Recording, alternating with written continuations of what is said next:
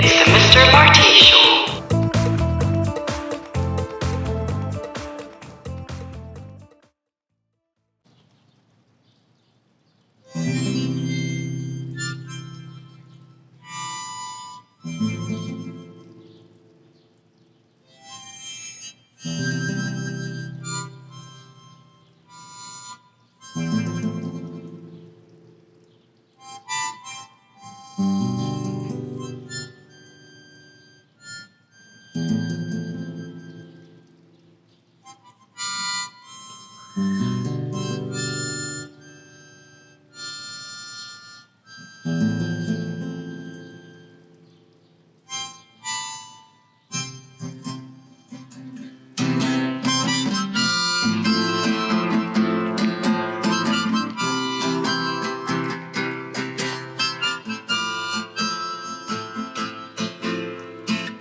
Welcome to the show.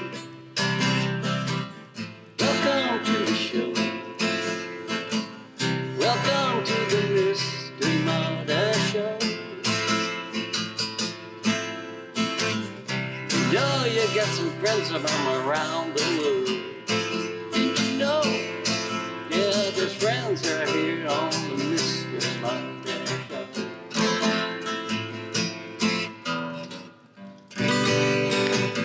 Pull up a chair. We've got so much to share. Gonna fill you with some joy, fill you with great cheer. So much you're gonna let out a great big cheer. Yeah. Ooh.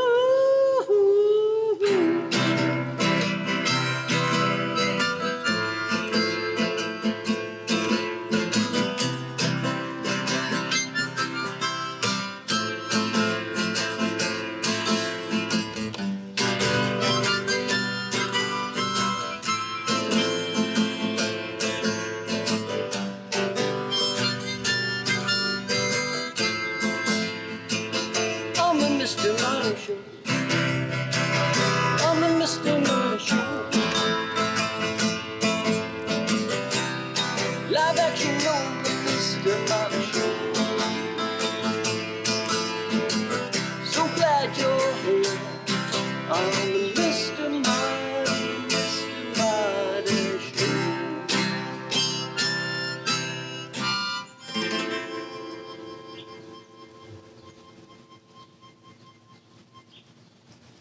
So glad you're here on the Mr. Marty Show.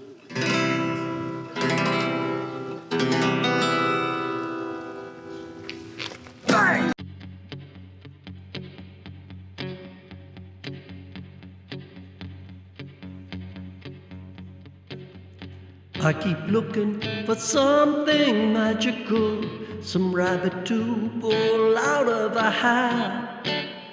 I keep hoping for something radical, a spell from an old book to cast. I keep looking for someone magical to make me fairest of them all. I keep hoping for someone impractical to see me in their crystal ball. Spin the straw into gold.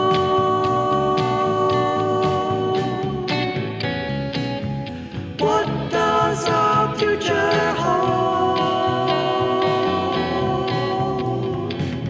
I need to be more than magical if I am to be yours.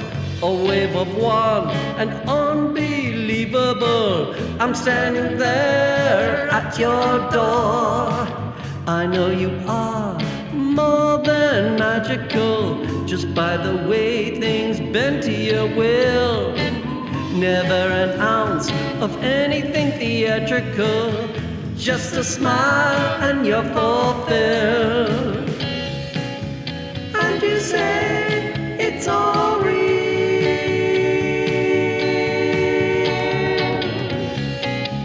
when you choose to really feel.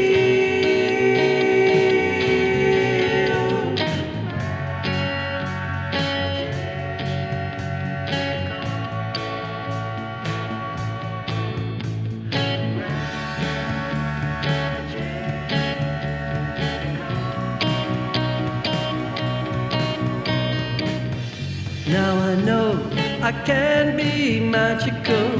Now I see it's up to me. Work my spells, all refractable, on the person the mirror sees. Oh, I know you are so magical, just the way you want to be. Your charms make life enchantable, living life magically. I love a powerful spell.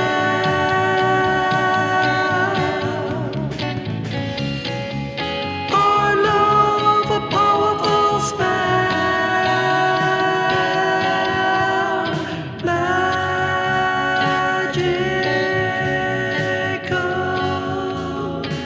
Yes, you know you are magical.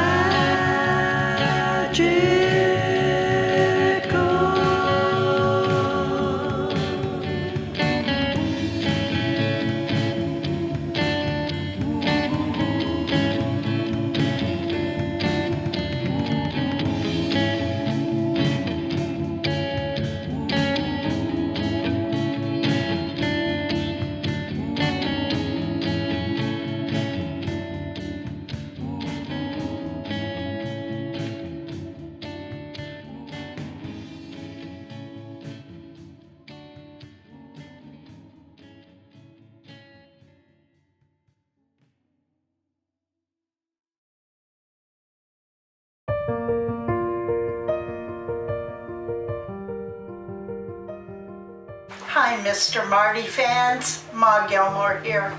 Today we're talking about the word tranquil.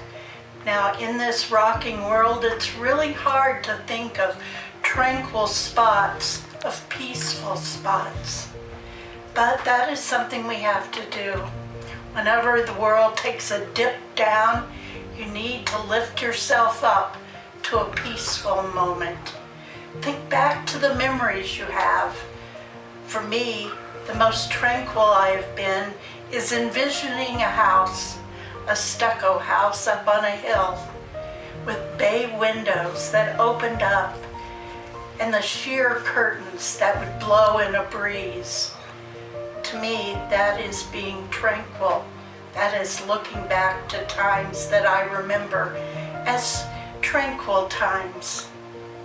For you, it may be something different. It could be a beach. It could be a forest. It could be most anything.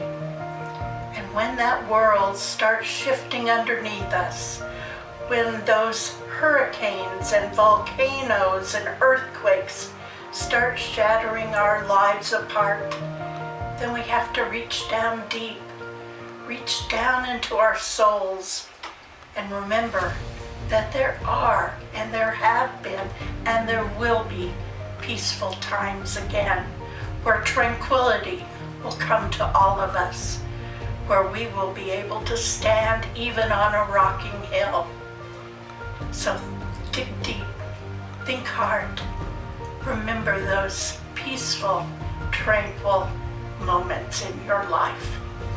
This is Ma Gilmore, forever wishing you peace and harmony, and standing on a hill far away, looking at the breeze and feeling it. I bid you peace.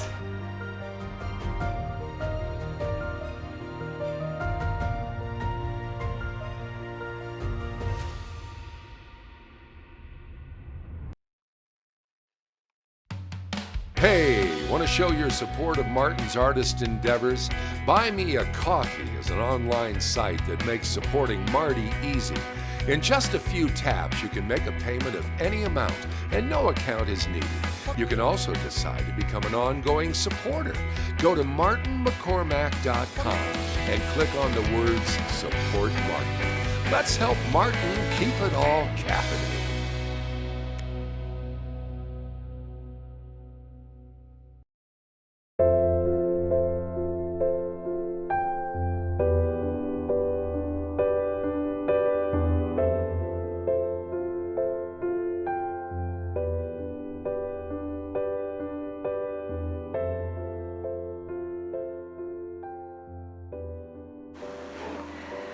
Like fingers, lovely birch tree shadows play on virgin snow like hands upon a sheet. So bright the moon, it seems like light of day, yet stars among the forest's members peak.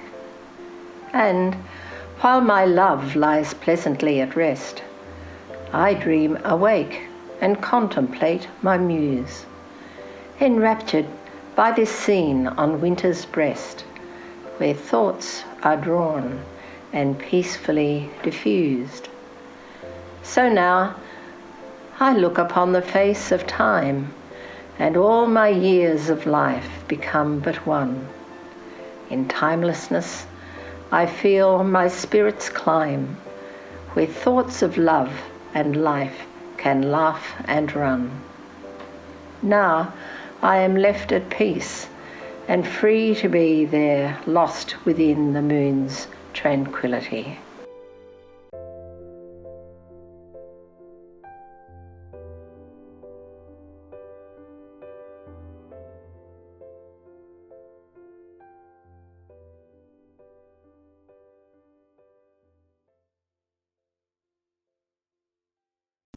And now, 30 seconds of cue.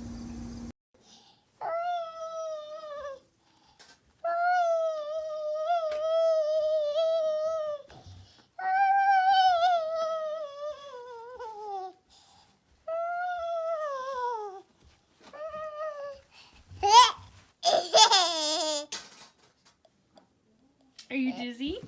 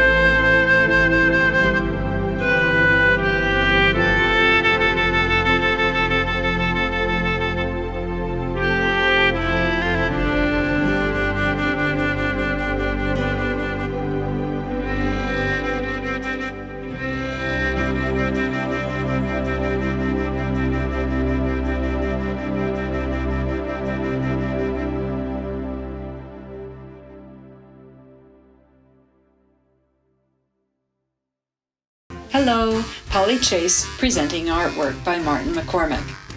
There are many reasons to buy art. You might choose a piece for financial investment or to put the finishing touch on interior decoration. You could buy work because it speaks to you or you are a friend of the artist. And then there is art that you buy for the sheer fun of it. These pop art portraits in the Man and Dog series definitely fall into the fun category. Each acrylic on canvas measures 12 by 9. They can be purchased individually or as a complete set of 4.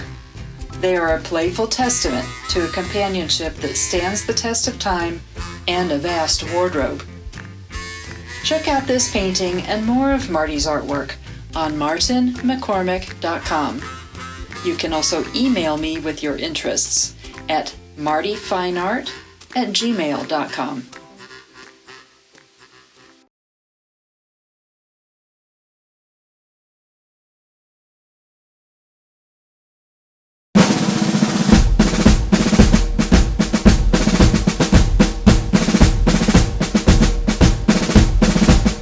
Since the wings of an eagle in flight.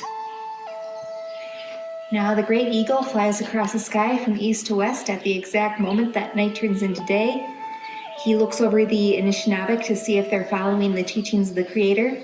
And then the Eagle Man reminds people to respect the great eagle and also to look toward the east where they notice that the sun is rising every day, and also that's where they believe that new knowledge comes from.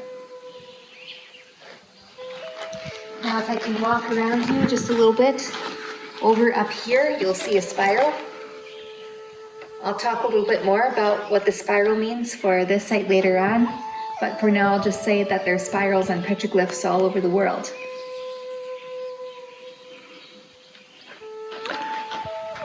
Yes, I've seen petroglyphs in Ireland and out like in the Southwest, like over by Albuquerque as a petroglyph site.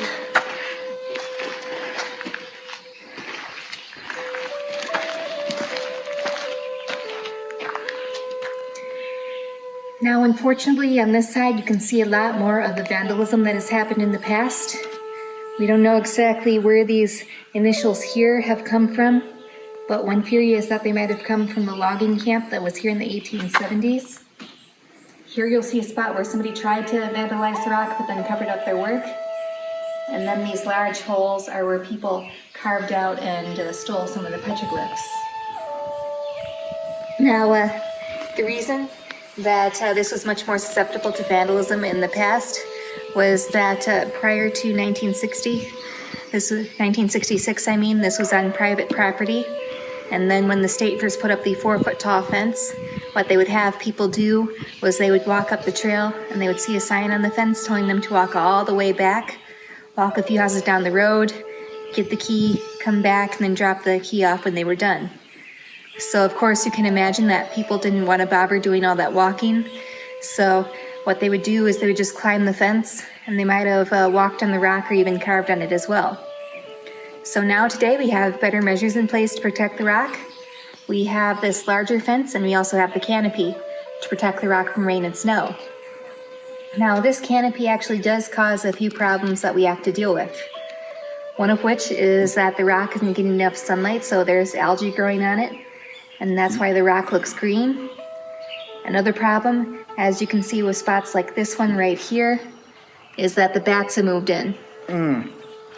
So the bats probably like the canopy. So they're roosting up there and they're dropping their guano on the rock. Now we can't just leave it there because it's acidic, but then when we wipe that away every day with a feather duster, that also takes a little bit of the rock with it as well. So now what we're trying is we have those tarps over there, and we're going to put the tarps on the rock before we leave, and then hopefully that will take care of the bat guano. Now up over here, you'll see a shape with 7 short lines sticking out the top, and there were 3 longer lines here. Sort of looks like a menorah. Yes, kind of. So there are 3 longer lines here representing the Ojibwe, the Ottawa, and the Potawatomi. Now this shape represents Niganjimoinen, also known as the 7 fires, 7 prophecies, or stories about the future. The Anishinaabe used to live on the East Coast, but then there were 7 prophets that came over to them and told them that in order for their tribe to survive, they'd have to make a journey out west to where food grows on water. So that's talking about the wild rice that would grow on the Great Lakes. Now along the way, they made 7 stops. They left some people behind, and these people formed new tribes. So the first 3 prophecies talk about the journey they would make. At the time of the 4th prophecy, it was predicted that they would meet a group of light-skinned people who would arrive on trees pulled by clouds. Now, some of these people would arrive with false faces, which meant that they would act friendly, but be hiding that they wanted to take advantage of the Native Americans and take over the land. So for the 5th and 6th prophecies, it was predicted that the Anishinaabe would face poverty and separation from their culture until they reached the time of the 7th one, which they believe we are in today, where some of them are reconnecting with that culture. And then at that point in time, all humanity has a choice to make between either going down a path of compassion or one of destruction. Now up here, you'll see another spiral. So this represents Bimadazawan, or life in all its meaning. The Native Americans believe that this life is just one stage of a larger journey, and while you're alive, your body takes many forms, but your spirit essentially remains the same. So when you're born, you start at the center of the spiral, and then as you grow, your connection to the world grows until you reach the end of your life. Now, some people also ask about this crack in the rock right here. So the reason we think why this crack might be here is that this rock is porous, which means that water settles into it pretty easily. So then when the fire in 1881 went through, this water might have turned into steam and caused the crack in the rock to form.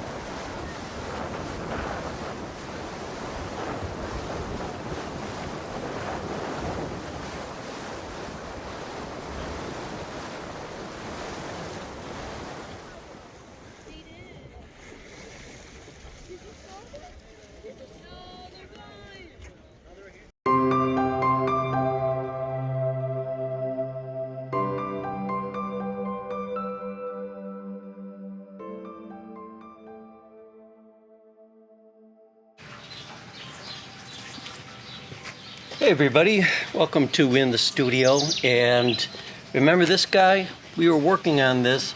It's been a little over a year since the concept was first introduced with my friends Marianne and Jerry Doobie.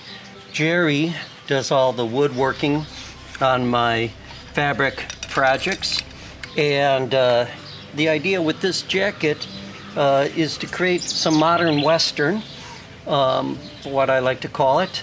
Kind of, we're kind of adapting the Zia emblem that the Zuni have. I didn't want to use the Zia emblem outright because I just think in this day and age that's appropriating something that's sacred. But I do want to use something that is part of not only Native American culture but also everybody's culture. The idea that we have the different races of man. In Native American culture, this would be considered the 4 elements, that kind of thing. We're all related, that idea. So what I have to do with this is basically take apart this plate here. And if you look close up, you can see right here, I've got these great old antique buffalo nickels that I'm incorporated into the piece. And that's, of course, again, to give it that Western flavor. I have to make some big decisions here too. I have to decide. I think what I would like to do is kind of create this to look like a world, the different colors, probably red, white, black, yellow, I don't know. I have to see how they stand, if they do stand in any set pattern. And then beyond that, I want to paint this kind of like a navy black. I think that's going to make these pop out. That's just the thought right now. It's either that or I go to, I don't want to do a white, but what I want to have is like a navy. So the black will stick out against the navy, and then this will be more like a world motif. The fringe, let's take a look at the fringe. That's mulberry, and that's like to kind of imitate feathers, right? So I think we're cool with that. There's a lot of things that I'm not going to do that I thought initially I was going to do. I was going to put buffalo fur up on the collar, but I'm kind of digging the rugged look of the collar. I'm going to have the collar stand straight up, and I'm going to actually stiffen it with a fabric stiffener. And originally I was going to have the cuffs hang out and look a little, maybe just have them trimmed in buffalo fur, but you know, I'm going to totally go without buffalo fur on this. So got some work to do, a lot of painting, a lot of stiffening of fabric to get this piece ready for my next big exhibit, which is going to be coming up in September of 2023 in Peoria, Illinois. I've got a lot of space to cover. So let's get going. So the first thing that I have to do with this is now remove this plate. It has a wooden base in it. Get the fabric separate from it. I'm going to take this inside, just kind of work on this, getting it painted so that that piece can be remounted, and then we're pretty much finished, and stiffen up this piece as much as I can. Here we go.